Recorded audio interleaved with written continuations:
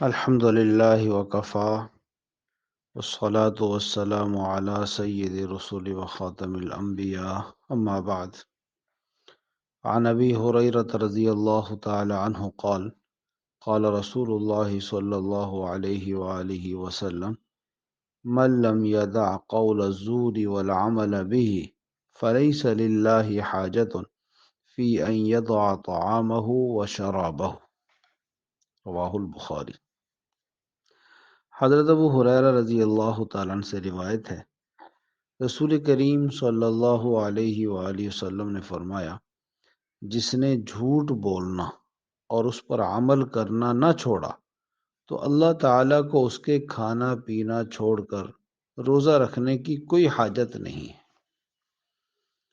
اس حدیث پاک کو امام بخاری رحمہ اللہ نے اپنی مشہور و مستند کتاب صحیح بخاری میں کتاب الصوم کے تحت ذکر کیا ہے۔ صوم کا لغوی معنی ہے کسی بھی عمل سے رکنا۔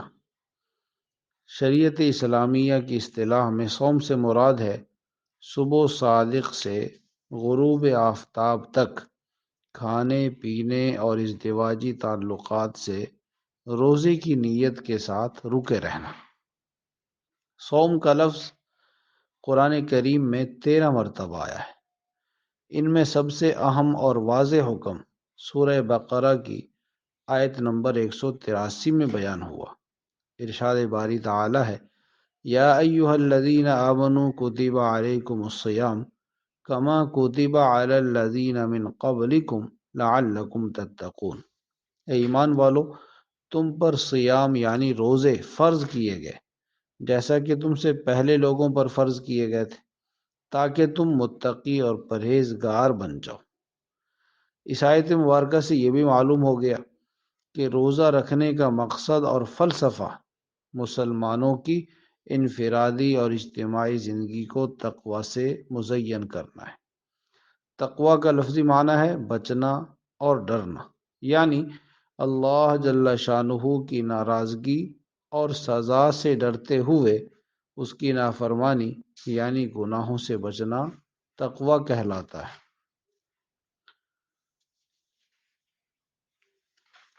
تقوی یعنی شریعت پر عمل کرنا، یہ دونوں مترادف چیزیں ہیں۔ اللہ جل شانہ نے سورہ بقرہ کی آیت نمبر 177 میں متقی اور پرہیزگار لوگوں کی صفات بیان فرماتے ہوئے ارشاد فرمایا کہ ایسے لوگ جو اللہ پر اور آخرت پر، اللہ کے فرشتوں پر، اس کی کتابوں پر اور تمام انبیاء کرام علیہ السلام پر ایمان رکھتے ہیں، مال کی محبت اور چاہت کے باوجود اللہ کی رضا اور خوشنودی حاصل کرنے کے لیے مال خرچ کرتے ہیں، اپنے حاجت مند رشتہ دار، عام مسکینوں، یتیموں پر، ضرورت مند مسافروں اور مانگنے والوں پر خرچ کرتے ہیں، پوری فکر اور پابندی کے ساتھ نماز اور زکوٰۃ ادا کرتے ہیں، زبان کے سچے اور وعدے کے پکے ہیں، اور اللہ کے حکم کے مطابق اس کے دین پر عمل کرتے ہوئے اور دین کی محنت کرتے ہوئے آنے والی مشکلات اور مصائب کو برداشت کرنے والے یعنی صبر کرنے والے ہیں۔ اولئک الذین صدقوا واولئک هم المتقون، یہی سچے ہیں اور یہی متقی لوگ ہیں۔ انسان کبھی کبھی یہ سوچتا ہے کہ تقوی اختیار کرنا بڑا مشکل کام ہے، کون پرہیزگار بنے؟ اس لیے اللہ جل شانہ جو انسان کے خالق ہیں، اللہ تعالیٰ نے روزے کے ذریعے انسان کو عملی طور پر تقوی حاصل کرنے کی تربیت عطا فرمائی کہ جب یہ انسان نیت کر لیتا ہے کہ آج میرا روزہ ہے، لہٰذا آج صبح صادق سے غروب آفتاب تک کچھ نہیں کھاؤں گا نہ پیوں گا، تو پھر بند کمرے میں کھانے پینے کی مرغوب چیزیں، اس کی پسندیدہ چیزیں موجود ہونے اور شدید بھوک اور پیاس ہونے کے باوجود نہ کچھ کھاتا ہے نہ پیتا ہے۔ کیوں؟ کہ میرا روزہ ہے، یعنی میں نے اپنے رب سے وعدہ کیا ہے کہ غروب تک کھاؤں گا پیوں گا نہیں، اور مجھے یقین ہے کہ تنہائی میں بھی بند کمرے میں بھی میرا رب مجھے دیکھ رہا ہے۔ یہی یقین انسان زندگی کے ہر مرحلے میں پیدا کر لے کہ اللہ مجھے دیکھ رہا ہے، تو یہ انسان یقیناً متقی بن جاتا ہے۔ پھر اللہ جل شانہ نے پورا ایک مہینہ روزے رکھوا کر سمجھایا کہ جب انسان کسی کام کی عادت ڈال لے تو وہ کام آسان ہو جاتا ہے۔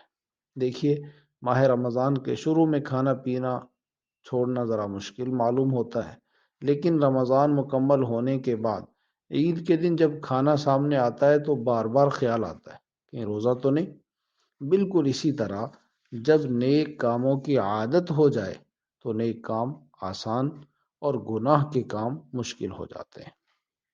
اسی لیے اسلام نے روزے کے اندر صرف کھانے پینے اور ازدواجی تعلقات سے ہی منع نہیں کیا، بلکہ ہر اس چیز سے منع کیا جو روزے کے مقصد یعنی تقوی اور تزکیہ نفس کے حصول میں رکاوٹ بنے۔ چنانچہ نبی رحمت صلی اللہ علیہ وآلہ وسلم نے ارشاد فرمایا، تم میں سے جب کوئی روزہ رکھے تو وہ بد کلامی نہ کرے، فضول باتیں نہ کرے، یہاں تک کہ اگر کوئی لڑنے جھگڑنے پر آمادہ ہو تو اسے کہہ دے میرا روزہ ہے۔ اسی طرح ارشاد فرمایا، جس نے روزے کی حالت میں جھوٹ بولنا، گناہ کے کام کرنا نہ چھوڑے تو اللہ تعالیٰ کو اس کے کھانے پینے چھوڑنے کی کوئی ضرورت نہیں۔ ایک اور حدیث پاک میں فرمایا، کتنے روزہ دار ایسے ہیں جن کو سوائے بھوک اور پیاس کے کچھ ہاتھ نہیں آتا۔